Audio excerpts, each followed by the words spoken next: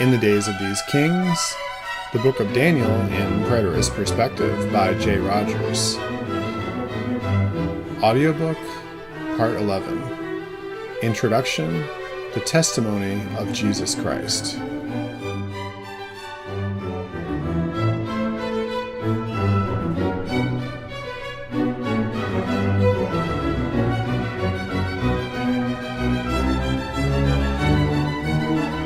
The testimony of Jesus Christ.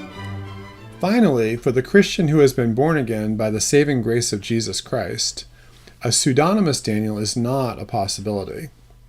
Christ himself attested to the authenticity and historical reliability of the prophet Daniel when he quoted from the prophecy in the Mount Olivet Discourse.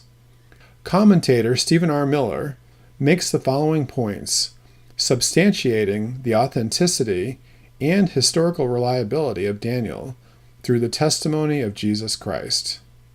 Christ demonstrated his belief that Daniel was a real historical person who was an instrument of divine revelation, spoken of through the prophet Daniel.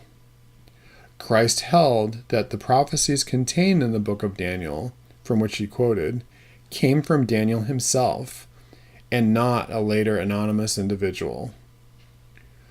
Christ assured that this prophecy describes future events, for the context shows that the abomination that causes desolation to which Christ referred was yet future. This means that arguments based on the premise that the prophets never foretold the distant future are invalid. Apparently, the only view in vogue during the time of Christ for the setting of the prophet Daniel was the 6th century BC.